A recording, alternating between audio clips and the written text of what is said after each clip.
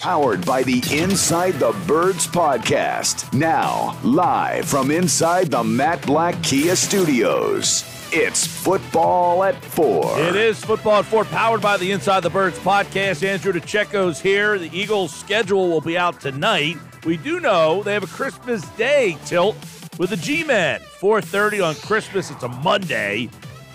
Plus, other games seemingly are leaking out. We'll get Andrew DiCecco's thoughts on that. Plus, Brian Johnson and Sean Desai both met the media. I believe it is Sean Desai's first time talking to the media, Brian Johnson as the coordinator. So those two have now spoken. We'll get Andrew's thoughts on what he foresees happening with the two sides of the ball, offense and defense, both under new leadership. Let's bring him in from InsideTheBirds.com. Andrew DiCecco joins me right now on the Sports Bash Live on 97.3 ESPN. Welcome back, Andrew. What's up, buddy? Hey, Mike. All good. What's happening? All is good, man. You got I tell you what, this time of the year, it feels like Christmas with the schedule coming out because it makes it feel like we're almost there, even though we're a little away. But people love this because, they love to set up their trips. We just gave away that Philly sports trip thing. You were there a couple Thursdays ago at the draft. This is your first opportunity to find out where and when. So I'll start with that. Do you like a Christmas Day, Monday 4:30 game in the division in Week 16? I think it's going to be good. It's good viewership, but me personally, I don't like it because I'll be there on Christmas Day. But it's good. It's a good divisional matchup. I think the Eagles obviously have the upper hand in that matchup, so I think it should be one of those games that's obviously we're looking at it months out from now, but I think it should be pretty well handled by halftime if the Eagles play at a standard. So I think that will be, that's right around the time where everyone's having their Christmas dinner and everything like that. So I can certainly see, everyone gathered around and enjoying an Eagles season that does have a lot of promise. Yeah, it's funny you say it, 4:30. You're right. It's like right in the middle of the day. I'm imagining the Sixers are going to play on Christmas Day, so you're going to have a lot happening on Christmas and 4:30 on a Monday. We know, Andrew, that football players have routines. They're creatures of habit. 4:30 on a Monday afternoon is just way out of whack for these guys, and it seems that the NFL is intent on that. I wonder, though, as Christmas moves up the days in the calendar, are they going to continue to play games on Christmas, or are they only going to utilize those games when they're on a Friday or a Saturday or a Sunday or a Monday? Will they drift into Tuesday, Wednesday and play games, or will this be the last year for a couple of years? No, that's an interesting point, Mike. And I think that the NFL wants to keep with tradition. Obviously, it's a game. It's a time where viewership is going to be at its highest. They're going to be obviously everyone's going to be gathered around with family and friends, and they're going to certainly take advantage of that. Obviously, it's a really big day for the NBA, but I think that the NFL will probably like to stay with what they have and make sure that there's a game scheduled that day. I don't foresee that really changing. What is your thoughts on? So a lot of people are a little surprised. Everybody's been talking about what the opener is going to be. Kansas City is going to host Detroit in the Thursday night opener. I mean, is that a sign that Detroit has arrived? Well, it's the NFL likes to believe that Detroit has arrived, but they still have to prove it. I think that's certainly a big indicator of where they see them. You're not performing. buying it. You're not buying the Lions yet. No,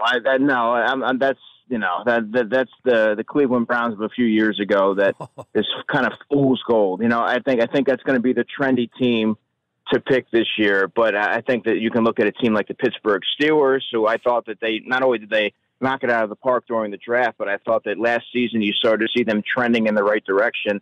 That would be a team that I would foresee as someone that can sneak up on someone that's not being talked about. I think right now the Detroit Lions are the flavor of the week, and they're going to be the team that's mentioned throughout the summer as someone to keep an eye on. Reports out there that the Giants and Cowboys will open the season with that first Sunday night football game. I want to get your thoughts on where those two teams have come this offseason. We talk a lot about the Eagles and where they are.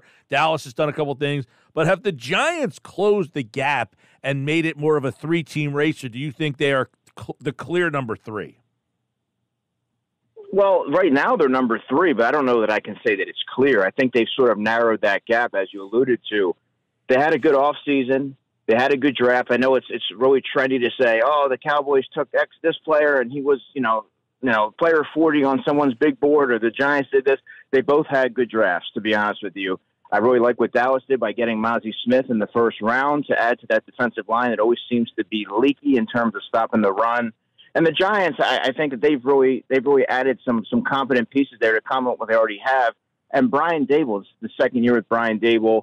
He really is steering that ship in the right direction. So the NFC East is really becoming much more competent than it has in recent years. And I think that it's going to be pretty competitive. Obviously, I see the Eagles as the obvious head of the class, but I think that the Giants have done well to sort of narrow that margin between 2 and 3. We've got some other reported games that have been out there. The Chiefs and the Jets, a Week 4 Sunday night game. You're getting a lot of these Sundays, but are you buying into all the Jets? Obviously, Aaron Rodgers, but what about the rest of that team? Is Rodgers going to take that team to another level? I mean, Aaron Rodgers would. If you watched Aaron Rodgers over the past couple of seasons, that would tend to suggest that he's headed towards the downside of his career, and you wonder if this is going to be the year where you totally see him regress or fall on his face, because you start to wonder when the full effect's going to happen. I think that the Jets go as Aaron Rodgers goes, and I think right now he doesn't have a lot left to offer. Now it's going to be a far more competent quarterback play situation than they've seen in recent years. But I'm not buying the Jets this year. That's another team that's going to be a trendy pick, and I can see them sort of having a middling season. There always seems to be some sort of controversy, chaos, something, injuries that sort of derails their season. So that's the team that I'm out on. Yeah, so not by so you're out on the Lions, you're out on the Jets as well. Interesting here. Andrew DiCecco, Football at 4. You also have the Panthers home opener will be against the Saints on Monday night in week number 2. I guess with that, I mean, not a lot of expectation for the Panthers. I don't know. What do we think about the Saints with Derek Carr? Yeah, that's an interesting one. I think that's one of the more interesting fits as far as different quarterbacks getting placed with teams this offseason. I think that's going to be – I don't know that the Saints are going to be this formidable opposition and tear through their division or anything like that. But I think that they're going to be a team that sort of exceeds expectations. I mentioned the Steelers. I think the Saints could do that as well. They always have a pretty strong, tough, fundamentally sound defense. They're physical. And I think with Derek Carr at the helm, you're going to see a much more cohesive offense that's able to move the football down the field. So that's going to be a good game. And obviously, the expectations are low with the Panthers right now, so that should be an easy win for them. But again, nothing's a given. Yeah, Panthers. Who's quarterbacking for that team right now? Well, I would think it'd be Bryce Young. Oh, that's right. My bad. They had the number 1 pick. Yeah, Bryce Young. Man, that one completely fun. Because I know they had Darnold went to where? Darnold went to San Francisco. Well, I think they also have Andy Dalton, too, if I'm not mistaken. Oh, that's right. That's what I read. I saw that Dalton, that's what I stood out. Dalton, they said, was going to be the starter for the time being, I guess. We'll see how long that lasts, right? Just sort of bridge the gap. That makes sense. So do you think that he'll start the season as the starter? I do, and I think eventually he'll give way for Bryce Young being the first overall choice. But I don't know that they want to throw Bryce into the fire so early. You have a veteran like Andy Dalton that's seen it all. He can sort of be a segue into a new regime, and I think that he can be an extension of the coaching staff eventually when they do turn the reins over to Bryce. But I wouldn't throw him in there on opening week 1 and expect great results. I think that they're going to gradually put him in, and it's only a matter of time. So the Patriots have announced that they will honor Tom Brady at their opener on week 1, which there are reports that game will be against the Philadelphia Eagles. So we know New England's probably going to be an average team this year, maybe a good team, not a great team, but Tom Brady getting honored to open the season. Philadelphia could be the opponent there. And there are some reports that the Eagles are going to play week 2 on Thursday night, so against the Vikings. So how would a opener with the whole Tom Brady thing be in your mind going into New England? Well, that would be certainly interesting. Let's not forget Juju Smith-Schuster also plays for the Patriots, if I'm remembering this correctly. Kind of hard to keep all my off-season moves straight here, but obviously there's a war of words there, so I think that adds another storyline to it. Oh, that's right. But yeah, I think that would be an interesting. Obviously, the Tom Brady having lost to the Eagles in the Super Bowl, of course, that would be an interesting game to pay tribute to him. Again, obviously they've had some battles there, but I think the Eagles would come in there even more motivated, and that might work against New England. All right, Andrew DiCecco over at InsideTheBirds.com. You've got your too early 53-man roster prediction now. We heard from the coordinators today. We had a chance to take a look at some mini camps over the weekend. So let's look at the running back spot, because this is going to be an interesting one. Andrew, Adam and I were talking about this earlier in the week. You got Swift, you got Penny, you got Gainwell, you got Scott, and there's a couple other intriguing names possibly, but you got four there: Swift, Penny, Gainwell, Scott being the four guys. But I would imagine Swift, Penny, Gainwell, are they kind of the three guys you think will have the biggest role? Are we going to go back to the old, what was that, Deuce, Buckhalter? Buckhalter and Westbrook. Yeah. That's, if everyone stays healthy, and that's the big thing. Obviously, the health permitting. Remember, Rashad Penny missed 37 games in 4 seasons, and I believe 10 games in 3 seasons for Swift. So if they're able to stay healthy, that's the best 1-2 punch in football. It's plain and simple. But I think Kenny Gainwell is going to have a big role this year, even though he's the 3. I think that there's certainly going to be opportunities.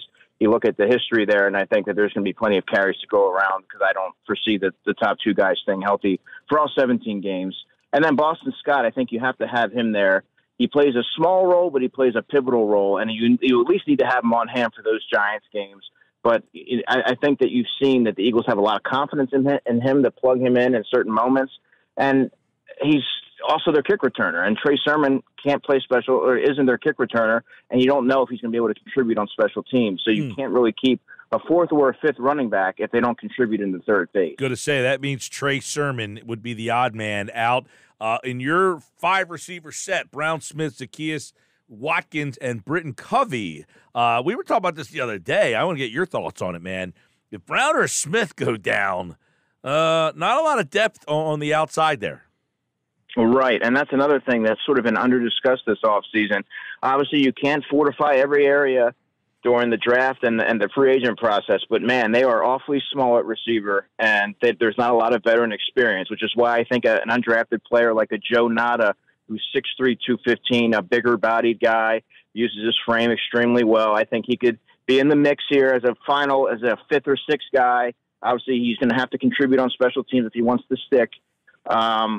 And I think that a guy like Tyree Cleveland, who isn't mentioned, but he's somebody that was on the practice squad the latter half of last season. He's played in 23 games with the Broncos, 64% special team snaps last season, has experience with Brian Johnson at Florida, ran a 4.4. Listen, he's a long shot, but he's somebody that if you're looking for a bigger-bodied guy that can contribute in the third phase and add a little competition there in the back half of that, the back end of that receiving core, he's another guy that I would keep an eye on. All right, another area of the offensive line. I want to kind of get your take, because you've got interesting, 9 guys: Mailata, Dickerson, Kelsey, Johnson. We know that. They drafted Steen. Driscoll's been here. Juergens, they drafted last year. Toth has been in and out. Opeta's been around. I guess, where does this 9-man, the depth, stack up to where it's been the last couple of years? Well, you lack the experience, right? I think that loss of Andre Dillard is much more prominent. It's going to be prominently felt than it was sort of perceived on the surface when he left and signed with the Titans, because you're getting somebody that can play left tackle at a really high level relative to where he was on the depth chart, and not having him there, I think, really hurts. But so you don't really have, and let's not forget, Jack Driscoll, although he's probably 3rd in the pecking order, he's going to be up for that right guard spot, and he ordinarily would be your swing tackle. So while I think that Tyler Steen will probably win that spot, you have a lot of young and unproven depth there, and I think that they really like Brett Toth. You look at, they found ways to keep him on the roster, especially last season. He was on the PUP list throughout the whole season. 2021, he was on the roster the whole time. I think they tried him out at guard, I think, in the preseason, so he has tackle guard versatility, but he's still young and very unproven. Sua Opeta is their only pure guard as a reserve, which is incredible to think. So I really do think that they're going to add some of these, a veteran and, a low-cost veteran in free agency, like they did with like they've done at corner. I think they need to add to that stable of offensive linemen and get a veteran in there to help. And then at the tight end spot, all right, you've got three: Goddard, Stoll, Calcaterra, which means Dan Arnold, the veteran they just signed, and Tyree Jackson, a guy that they seem to like a lot, who's had a lot of injury issues, would be the odd man out. Yeah, I saw some people when Dan Arnold was signed that the tight end room got a lot deeper, and that signing really doesn't sway my opinion of what the Eagles already have. Right, this is somebody who I think has been on 6 teams in 5 years. So he's a veteran journeyman. He's 28 years old. He's a very good receiver, but he gives you next to nothing as a blocker, which is where Jack Stoll. We lost Andrew, obviously, here on the Sports Bash. You heard that. Boom, he just dropped right out there. Dan Arnold obviously signed, as he mentioned. Yeah, his 53-man roster projection is over at at InsideTheBirds.com. We'll look to his defensive side of the ball quickly. Graham, Sweat, Barnett, Janarius Robinson is a guy that I'm sure many people are a little surprised by as a player that would make this team on the 53. His Sam linebackers, Reddick, Nolan Smith, Patrick Johnson, not a lot of surprises there. Defensive tackle, Jordan Davis, Fletcher Cox, Jalen Carter, Milton Williams, Moro Ojomo. That means Kentavious Street would be out, and Marlon Tuipulotu, who played a lot last year before he got hurt. So there's an interesting thing there. At the regular linebacker spot, Morrow, Dean, Christian Ellis, and Sean Bradley. Not a great crew right there. On the surface, Morrow's a guy who needs more experience. Not Morrow. Dean is a guy who has basically no experience, but would probably be the leader to be your most productive linebacker, you're hoping anyway. Corner, Slay, Bradbury, Maddox, McPherson, Ringo, who, by the way, Kaylee Ringo will be on with Josh tonight on game night, so you can check that. What time's he on tonight? 6:20? 6:20 tonight. Ringo will be on game night tonight with Josh here on 97.3 ESPN. Josh Jobe, the other one. So we got Andrew back. We had a little bit of a phone snafu there. He just kind of dropped right out in mid-sentence. So you were talking about the tight end room. Let's go over to I was reading off your defense there. Defensive end, Graham Sweat, Barnett, and Janarius Robinson. So Robinson, you think, makes a team?